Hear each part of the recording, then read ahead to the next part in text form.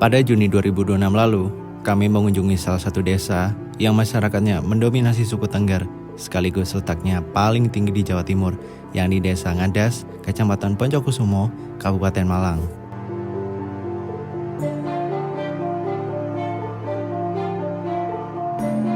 Tujuan kami ke sana adalah ingin tahu bagaimana peran komunikasi hingga kehidupan adat apa saja di era digital saat ini. Jadi di Desa Ngadas ini Mas, sebetulnya itu seluruh Tengger itu harus melaksanakan. Cuman kalau di desa lain saya kurang tahu.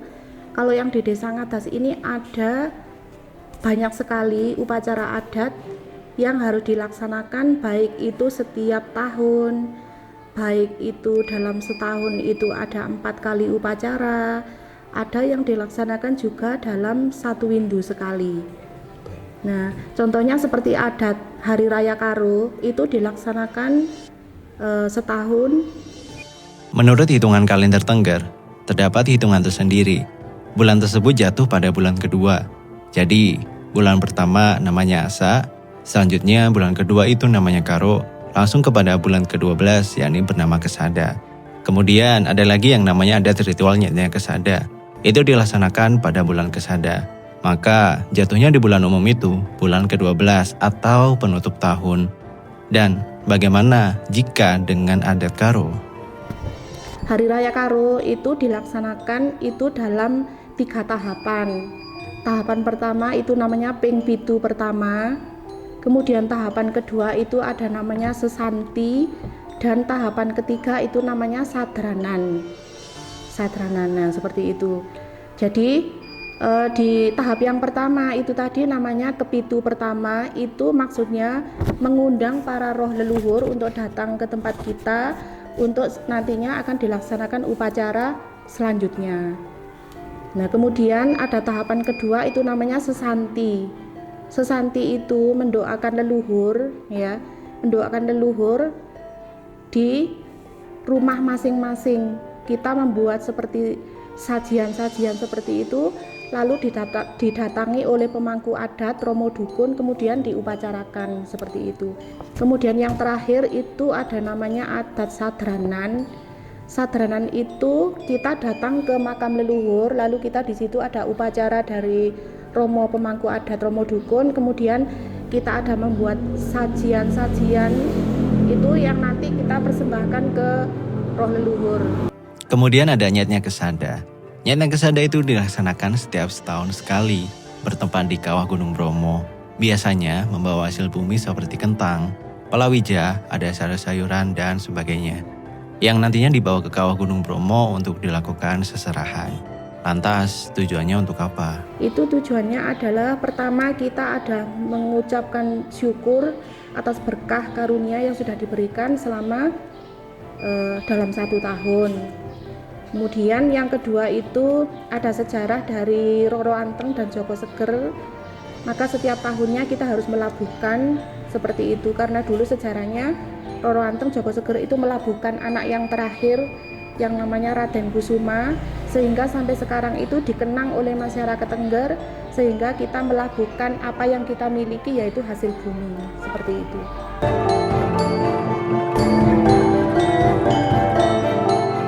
Di samping ritual untuk hajat masyarakat umum, terdapat juga bentuk yakni hajat pribadi suku Tengger di Desa Ngadas. Misalnya saya beserta keluarga saya itu mempunyai hajat tersendiri, dan setiap keluarga itu pasti melaksanakan. Contohnya gini, ketika bayi lahir itu harus ada upacara namanya kekerik. Nah, kekerik itu tujuannya adalah untuk membersihkan. Namanya orang melahirkan kan pasti kotoran-kotoran, nah itu kan jatuh ke bumi ya. Maka kita membersihkan kotoran-kotoran itu dengan cara adat namanya kekerik. Seperti itu. Kemudian yang kedua, bayi setelah menginjak remaja lah ya, itu ada upacara namanya among-among. Among-among itu tujuannya adalah untuk ngamongi, momong istilahnya ya, supaya anak itu diemong, supaya nggak sakit-sakitan, supaya anak itu umur panjang, seperti itu namanya adat among-among. Kemudian ada adat lagi itu namanya ketika anak laki-laki itu akan disunat, itu ada hajat namanya tugel gombak. Nah, tugel gombak itu gini Mas, rambut yang ada di ubun-ubun bagi anak laki-laki ya, rambut yang ada di ubun-ubun itu disisakan itu sekitar 10 biji batang atau 10 helai lah ya, 10 helai atau berapa gitu, disisakan itu jangan sampai dipotong sejak lahir. Dan nanti motongnya itu setelah upacara tugel gombak tadi gitu. Ya, waktu sunatan itu bagi laki-laki. Terus yang bagi perempuan itu namanya tugel kuncung. Tugel kuncung itu sama rambut yang dipotong, cuman kalau perempuan itu yang di poninya Mas. Poninya itu dipotong ketika ada ritual tugel kuncung seperti itu. Nah, kemudian setelah anak itu menikah itu ada hajat namanya walagara. Ya, walagara itu tujuannya adalah untuk memberitahukan kepada leluhur Danyang Banyu ya, itu yang ada di Desa Ngadas ini bahwa mereka ini sudah sah sebagai pasangan suami istri. Nah, itu diupacarai adat oleh Romo Dukun seperti itu. Nah, kemudian ada upacara kematian. Ketika orang meninggal itu ada upacara dari Romo Dukun ya. Ada upacara namanya ngepras. Ngepras itu maksudnya kalau kita ada salah, kalau kita ada sesuatu yang pernah terjadi waktu beliau hidup, maksudnya kita itu minta maaf sama leluhur gitu. Setelah itu diupacarakan di pemakaman, itu ada upacara dikebumikan, itu nggak langsung ketika itu dimasukkan terus dijuruk itu enggak. Jadi harus ada upacara, yaitu Romo Dukun itu maksudnya menyerahkan kepada bumi bahwa si orang ini sudah dimasukkan ke pangkuan bumi gitu. Kembali lagi. Iya, kembali ke bumi seperti itu. Itu ada ritualnya seperti itu. Lalu kalau orang itu sudah meninggal, lalu pihak keluarga ingin melintaskan arwahnya seperti itu, ini menyuargakan ya seperti itu. Ada upacara itu namanya entas-entas, jadi mendoakan leluhur seperti itu. Siapakah yang menjadi tokoh penting atau pemimpin dalam jalannya setiap ritual upacara adat? Desa di Tengger ini ya, itu pasti memiliki seorang Romo Pandita Dukun. Jadi Romo Pandita Dukun ini yang bertugas menata segala upacara yang ada. Nah, Romo Pandita Dukun ini dibantu oleh staf-stafnya. Staf yang pertama itu namanya Wong Sepuh, kemudian staf yang kedua ini namanya Legen. Legen itu sebagai, yaitu tadi stafnya Romo Dukun itu tadi. Ya, bawahannya. Jadi kalau mau ada upacara apa itu dia yang menyiapkan sarana prasarananya itu gitu. Jadi 4 orang ini yang bertugas untuk membantu masyarakat ketika mau ada upacara adat. Dalam berkomunikasi adat itu, apakah ada bahasa? Kalau bahasa di Tengger ini saya rasa unik dengan yang lainnya. Kan gini Mas, kalau di sini bahasanya itu cenderung ke A gitu. Dengan misalnya ngomong sopo gitu ya. Kalau di sini sapa.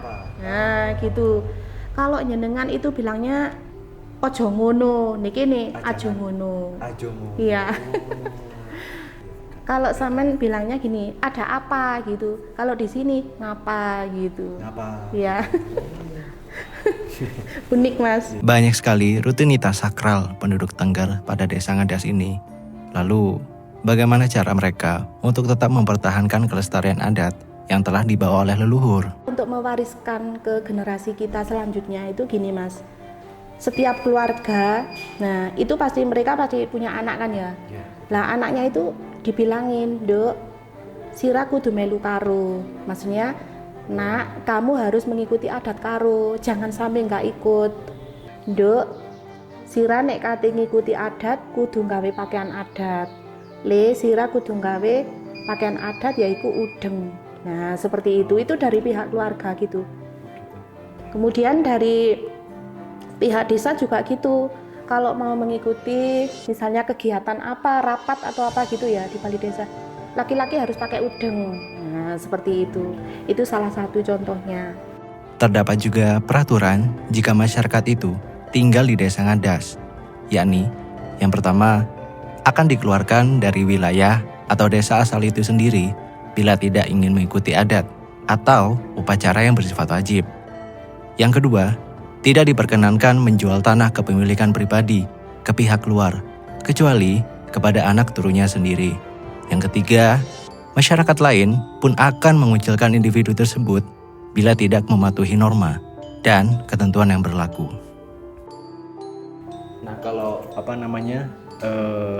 kan sekarang kan udah masuk era digital Ibu ya. Iya. Nah, pastikan dari segi gaya hidup kita, keseharian kita kan berbeda. Nah, apakah itu berdampak Ibu secara tidak langsung begitu? Kalau orang-orang tua ya, orang-orang dulu kan pasti kesopanan tentang berpakaian itu kan sudah standar. Tapi kalau untuk anak-anak, remaja khususnya itu biasanya mereka ya masih terpengaruh dengan yang lain gitu. Terus cara berbicara juga gitu. Kadang kalau orang tua kan pasti masih mengikuti kaidah bahasa yang di sini, tapi kalau anak-anak kan lebih modern. Betul, masih mencari apa yang lebih cenderung untuk mengikuti tren apa yang sedang trending gitu. Iya gitu. Terus ini untuk pergaulan ya. Iya. Mereka kalau orang tua kan pasti ya sudah patuh seperti itu. Iya. Kalau anak-anak remaja mungkin ya masih suka ngecat rambut. Nah itu kan pasti itu masih sepeda motor knalpot brong nah gitu. Itu salah satunya. Jadi ya kita maklumi lah, yang penting masih dalam sewajarnya. Sewajar ya Bu ya. Harapan kami itu semoga adat budaya yang ada di Desa Ngadas ini masih tetap lestari, utuh ya, sampai dengan keturunan-keturunan kami berikutnya masih bisa memiliki dan masih bisa melaksanakan. Itu harapan pertama kami. Harapan kedua, semoga dengan adanya adat yang kita laksanakan setiap tahunnya, semoga Desa Ngadas ini terhindar dari segala macam mara bahaya. Harapan ketiga, supaya muda-mudi di Desa Ngadas ini bisa patuh mematuhi peraturan yang ada.